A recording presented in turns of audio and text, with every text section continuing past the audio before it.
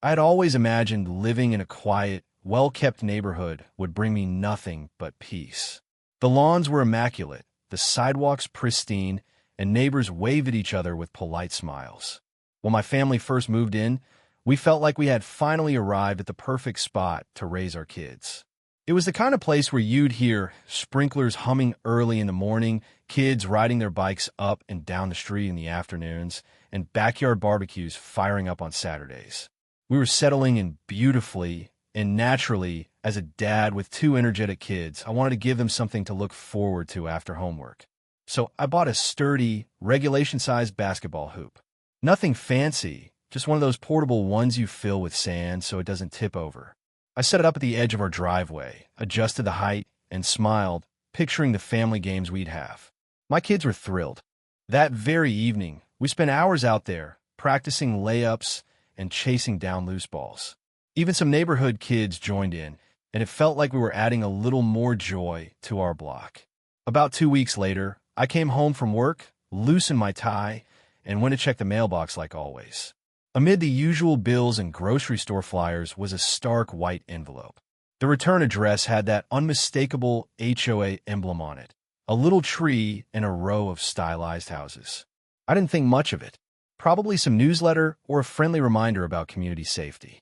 I tore it open while standing right there at the curb. My heart dropped. The letter was anything but friendly. In carefully worded yet unmistakably stern language, it stated that my basketball hoop was in clear violation of the community's bylaws.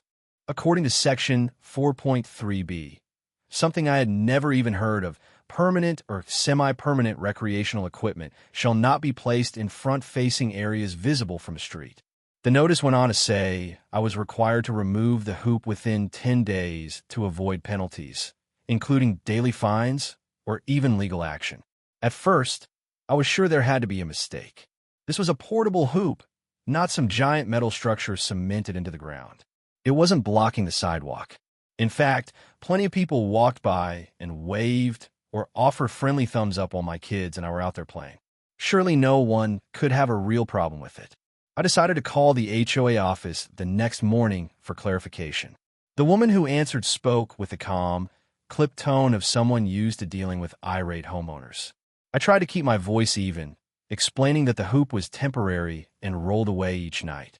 She pulled up my file and confirmed that someone in the neighborhood had submitted a complaint, complete with photos of my kids playing in the driveway. Apparently, that was all it took to trigger the HOA's enforcement process. It didn't matter how politely I explained the situation. The bylaws were the bylaws. If someone complained, they had to act. I hung up feeling a mix of frustration and disbelief. Who would take the time to file a formal complaint over a basketball hoop? Was it the retired couple across the street, who always seemed to peek through their blinds? Or maybe the young professional 2 doors down who glared whenever a ball rolled near his fancy car? I couldn't know for sure, and that uncertainty made it even more aggravating. That evening, I told my wife about the letter. She suggested we just comply and avoid trouble. I almost agreed. After all, who wants to pay fines or get dragged into some petty legal dispute? But then I thought about how excited my kids had been, how quickly they rushed to finish homework so they could shoot baskets with their dad. Was I really going to let some anonymous neighbor and a rigid HOA rule strip that away? As the days ticked by, the pressure mounted. Another letter arrived, this one more forceful, reminding me that the deadline to remove the hoop was only 3 days away. A list of escalating fines was included for good measure, each amount neatly typed out, as if daring me to ignore it. I stood there in my kitchen, letter in hand, feeling a simmering resolve begin to build. Of course, here's keynote number 2 expanded into about 700 words, without headings or ending sentences. That night, I lay awake longer than usual, staring at the ceiling fan spinning lazily overhead. My wife was already asleep beside me, her breathing steady and peaceful, but my mind wouldn't stop racing. Over and over, I replayed that phone call with the HOA office, picturing the prim, indifferent way the woman told me their hands were tied. I thought about the anonymous complaint too. Someone in our own neighborhood had decided to single us out, to make us feel unwelcome in a place we had hoped to put down roots. The more I stewed on it, the more something inside me hardened. The next morning, I poured my coffee and stood by the window, watching the sun rise over our neatly manicured street. A jogger trotted by, earbuds in, oblivious to the little drama unfolding in my household. Kids waited for the school bus on the corner, backpacks sagging with books. And there was again my modest basketball hoop catching the soft orange light, looking completely harmless. I couldn't understand how anyone could see it as an eyesore. But the HOA had made their position clear, and if I didn't comply soon, they'd start handing down fines. That's when it hit me. I didn't want to comply at all. In fact, I wanted to do the exact opposite. Some people might have just removed the hoop and grumbled under their breath, but I've never been wired that way. If I felt wronged, my instinct wasn't to back down, it was to push back. Maybe it was stubbornness. Maybe it was pride. Or maybe it was just a deep conviction that sometimes the best way to deal with petty rules is to show just how absurd they are when taken to their logical extreme. So instead of moving the hoop to the backyard or selling it off on Craigslist, I decided to take a different approach. If the HOA thought a simple basketball hoop was a problem, then maybe they needed to see what a real problem looked like. At first, even I couldn't quite believe what I was considering. I started sketching out rough plans on the back of an old envelope, doodling a half court, some lines for bleachers, maybe even a scoreboard if I was feeling ambitious. The more I thought about it, the more excited I became. Why not turn this little headache into something unforgettable? If I couldn't have a single hoop in my driveway, why not build a full-fledged basketball arena in my backyard? Somewhere the HOA technically couldn't stop me, since it wouldn't violate any of their sacred front-facing appearance rules. I spent the next few days researching online, diving deep into zoning regulations, property line setbacks, and community noise ordinances. To my amazement, as long as I stayed within my property lines and didn't exceed certain height restrictions, I was largely free to build whatever I wanted in my backyard. Sure, I need to be mindful of lighting and noise after certain hours, but there were ways to manage that. The idea evolved from a vague notion into a serious plan. I started calling local contractors, getting estimates for pouring a concrete pad, installing proper outdoor lighting, and setting up removable bleachers. Every time a contractor came by to give a quote, I half expected them to laugh or tell me it was overkill, but most just shrugged. Business is business, after all. During this planning phase, I kept things quiet for my kids. I didn't want to get their hopes up in case it fell through. But inside, I was practically buzzing with anticipation. Each evening, I'd pore over sketches and cost breakdowns, tweaking things to keep it realistic. I even found a local company that specialized in custom court painting, complete with the three-point arc and free throw lines. It started to feel less like a pipe dream and more like an inevitable next step. Meanwhile, the HOA's deadline came and went. True to their promise, they sent me another letter, this time with a small fine attached. I paid it without protest. I wasn't ready to reveal my hand just yet. Let them think I was quietly accepting defeat. In reality, I was just gearing up for something far more ambitious than they could have imagined. Each check I wrote to cover a petty fine only strengthened my resolve. They wanted me to play by their rules. I was about to show them a game they weren't prepared for. Absolutely. Here's keynote number 3 expanded into about 700 words, without headings or concluding lines. Within a month, the first signs of my new project began to take shape. Early one Saturday morning, a pair of rumbling cement trucks rolled up to my house, engines idling like beasts waiting to be unleashed. The drivers hopped out, checked my permits, and then carefully maneuvered their trucks down the narrow side of my house into the backyard. My neighbors must have been peeking out their windows, wondering what on earth I was up to, because by mid-morning, a few curious faces appeared along the fence line. I gave them a friendly wave, as if it was the most ordinary thing in the world to have a construction crew laying out stakes and measuring distances in my yard. The workers quickly framed out a large rectangular pad, driving wooden stakes into the ground and stretching bright orange string across the yard. When I saw the full dimensions laid out, I realized just how serious this endeavor was becoming. This wasn't a little patch of pavement for a couple of free throws. This was a bona fide half-court. The crew worked steadily, mixing and pouring the concrete, smoothing it out in long, practice strokes until it gleamed wet and gray under the afternoon sun. By evening, my backyard was a sea of curing concrete, with the promise of a basketball dream slowly hardening under the stars. The following days were filled with the smell of fresh concrete and the sight of contractors bustling around my property. I made sure to stay involved, offering cold water and cracking the occasional joke to keep spirits high. Once the concrete set, it was time for the real fun, painting the lines. A crew arrived with long tape measures and bright stencils, laying down crisp white arcs and free-throw lanes. Watching the court emerge piece by piece was like witnessing a canvas come alive. When they were done, it looked like something straight out of a high school gym, only nestled right behind my house. Next came the installations. 2 professional-grade glass backboards were anchored into deep footings on either end of the court. They stood tall and gleaming, the nets whispering in the breeze as if already anticipating the swish of future shots. To complete the scene, we set up a pair of small, retractable bleachers along one side, just 3 rows high, enough to seat maybe 30 people if everyone squeezed together. I couldn't help but stand there for long stretches, hands on my hips, just soaking it all in. This was no driveway hoop that could be dismissed as an eyesore. This was an arena, purpose-built and impossible to ignore. Neighbors started to wander over in increasing numbers. Some leaned on the fence and struck up casual conversations, fishing for details under the guise of neighborly interest. I played it off coolly, explaining that my kids love basketball, so we decided to give them a real place to play.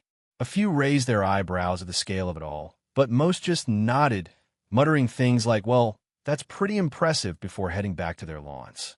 I could see the gears turning in their heads. Some probably thought I was crazy, others secretly jealous. Of course, I knew word would eventually make its way to the HOA. It didn't take long. A week after the last contractor packed up, I received yet another envelope in the mail, the familiar HOA logo staring back at me like a smug challenge. Inside was a letter that tried very hard to sound authoritative but felt strangely uncertain. They acknowledged the new construction and said they were reviewing community guidelines to determine if further action was required.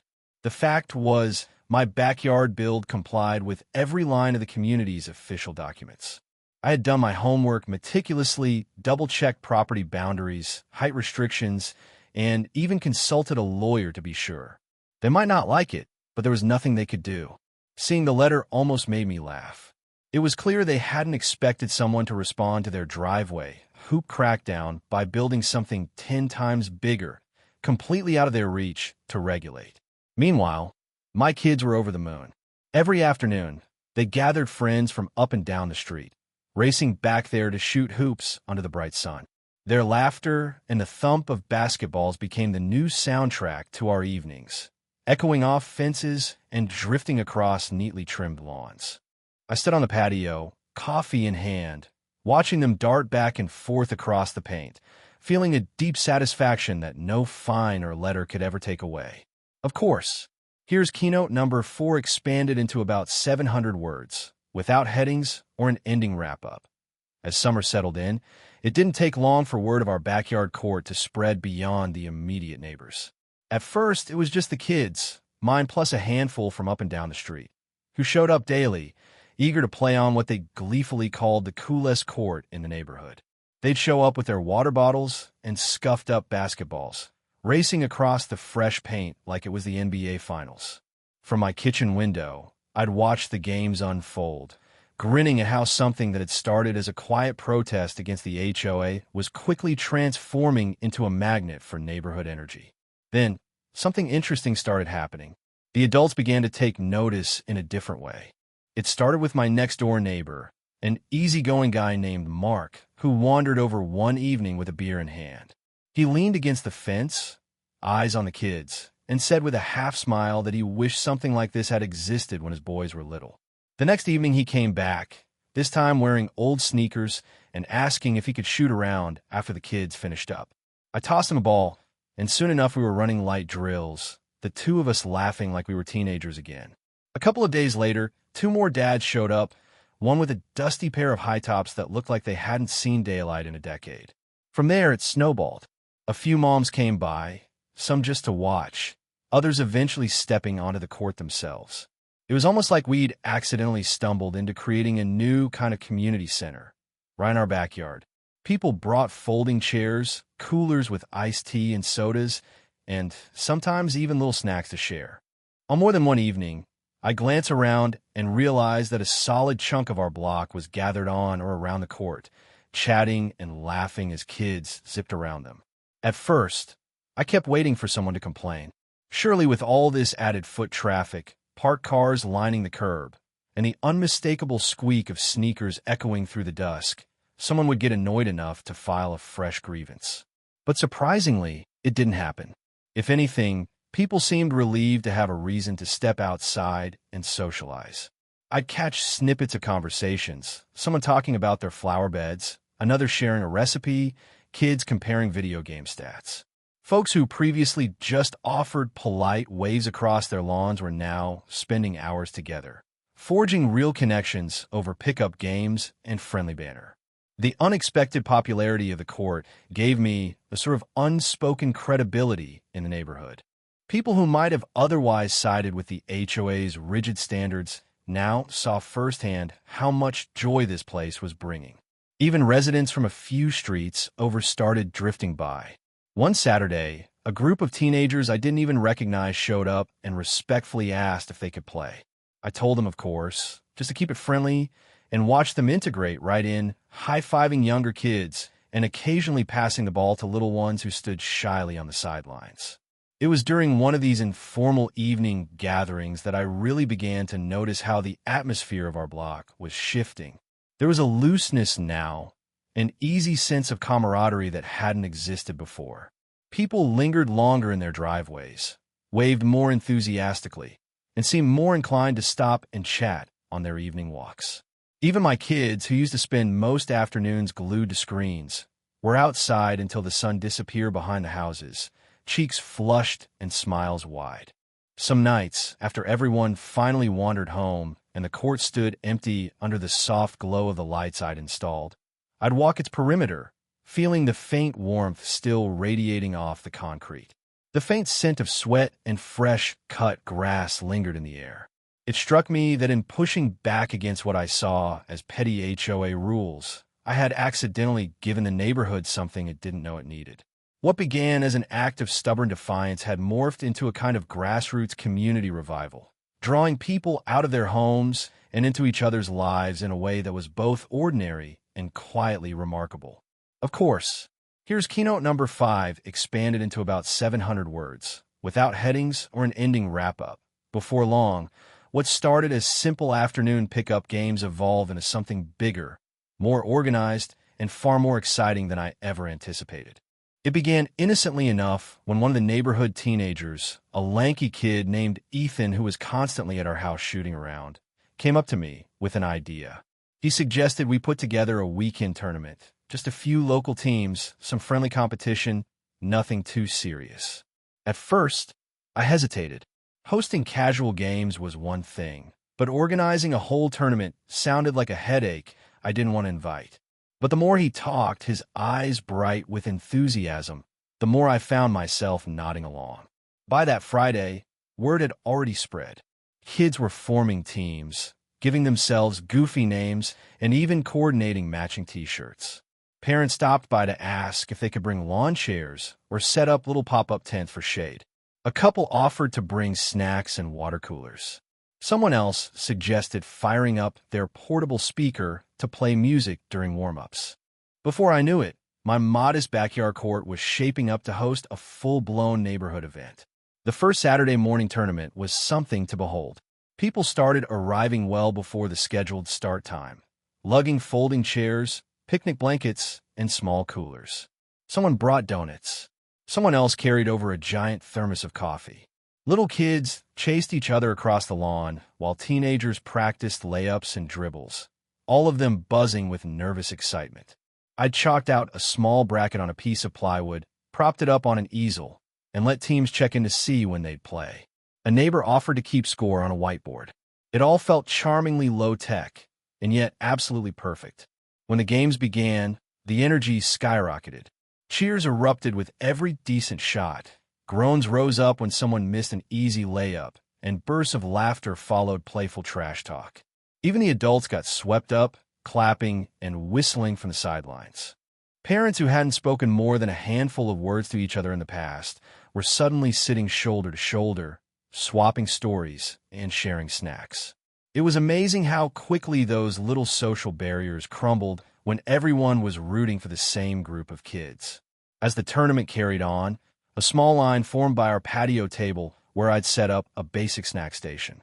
Neighbors had dropped off everything from cut fruit and granola bars to trays of homemade cookies. Kids grabbed water bottles, wiped sweat from their foreheads, and ran back onto the court grinning. Even when a light drizzle fell midway through the afternoon, no one left. Umbrellas popped open, parents huddled under pop-up tents, and the games rolled on, undeterred by a little summer rain. By evening, when the final game wrapped up and someone's Bluetooth speaker pumped out a victory playlist, there was a kind of festive glow that hung over the whole scene. Kids paraded around with makeshift paper medals my wife and daughter had put together that morning. Parents gathered their folding chairs with reluctant smiles, promising each other they'd do it again soon. A couple of the teens stayed behind, helping me pick up stray water bottles and collect all the lost basketballs that had rolled into flower beds. After that first tournament, it was almost inevitable we'd do more. By the next month, it seemed like half the neighborhood was involved in planning some kind of rotation, parents taking turns bringing snacks, teens organizing brackets, even a few local high school players offering to come by and coach the younger kids. Someone printed a simple banner that said, "Neighborhood Hoops Weekend," and tied it to our fence. Another family donated a big rolling cooler so we could keep sports drinks cold. It stopped being just my project and became something everyone felt a little ownership over. Watching these weekends evolve into true community gatherings was incredibly satisfying. The court filled with players of all ages, little kids learning to dribble while teenagers ran half-court drills, parents lounging in clusters around the edges, sharing stories that had nothing to do with basketball at all. It felt like the very best parts of neighborhood life had somehow condensed themselves into this backyard oasis. I'd stand off to the side sometimes, taking it all in, marveling at how what began as a defiant answer to a petty complaint had blossomed into the heartbeat of our block.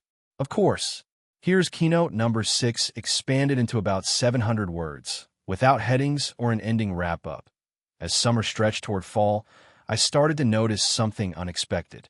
The HOA, which once seemed so eager to clamp down on my simple driveway hoop, had grown conspicuously quiet. There were no more curt letters in my mailbox, no more threats of fines or official notices referencing vague community standards. 4 months now, my mailbox had been blissfully free of their logo. No heavy envelopes, no sternly worded paragraphs demanding compliance. At first, I thought maybe they were simply regrouping, waiting to catch me on some technicality, but the silence went on and on. I realized it wasn't just silence born from being busy elsewhere. They knew exactly what was going on. There was no way they could ignore the near-weekly gatherings in my backyard, the cars parked up and down our street, or the echo of bouncing basketballs drifting through the neighborhood each evening. The HOA board members lived among us, after all. They couldn't avoid the scene even if they tried. At least 2 board members actually lived within a block of me, and more than once, I'd spotted them strolling by on their evening walks, slowing almost unconsciously to watch a game or hear the kids' laughter spill over the fences. One of those evenings, right before sunset painted the whole sky peach and lavender, I found myself standing near the edge of the court with a cup of iced tea, just taking in the happy chaos. Out of the corner of my eye, I noticed Mr. Fletcher, one of the board members, lingering by the sidewalk. He was an older gentleman, always crisply dressed even for casual walks, and in the early days of the basketball hoop fiasco, he'd been the one to sign the letters sent to my house. I could feel a flash of old irritation rise up, but then he did something that completely surprised me. He gave me a small nod and a polite smile, almost approving, and then continued on his way. That simple gesture struck me more deeply than I expected. Maybe he saw what this had become. Maybe he understood how much stronger our little community felt now. Maybe he'd even come to appreciate it in his own quiet way. Whatever the case, it was clear there would be no more battles over basketball hoops, at least not from him. It made me wonder if sometimes these rigid rules weren't about hatred for the game or the aesthetics at all, but just a default instinct to keep everything orderly and controlled. Seeing actual families and neighbors come together might have softened even the most rule-obsessed hearts. Meanwhile, the court kept doing exactly what I hoped it would, drawing people out of their homes and into each other's lives. As the leaves began to turn, we transitioned from summer tournaments to informal weekend scrimmages. The older kids taught the younger ones new moves. Parents came armed with travel mugs full of coffee or hot chocolate. Even those who never set foot on the court still came to watch, wrapped in blankets, swapping stories that stretched long into the crisp evenings. I couldn't count how many times someone came up to me to say they were grateful, not just for the court, but for how it seemed to change the whole vibe of the block. A mom told me it helped her shy son make his first real friends. A widower down the street thanked me for giving him a place to come where he didn't feel quite so alone. Even teenagers, who were usually too cool to admit anything, would occasionally mumble thanks before jogging off to join a fast break. Through it all, my own family grew closer. My kids spent more time outdoors than ever before, forming bonds that went deeper than just digital chats and group texts. My wife, who'd originally thought the project might be a little over the top, told me one evening that she couldn't imagine our backyard without it now. We often sat together on the patio, watching games unfold while the sun dipped below the rooftops, the laughter and squeals of kids filling the air. The court became a living, breathing part of our daily lives, stitching together friendships and stories in ways I never planned for. What had started purely as a stubborn act of resistance turned out to be the very thing our neighborhood needed most. It revealed how a single, bold choice could ripple outward, reshaping not just our property, but the spirit of an entire street. The HOA may have tried to enforce conformity, but ironically, their rigid push was what sparked something far more vibrant and lasting than any rule in their handbook ever could.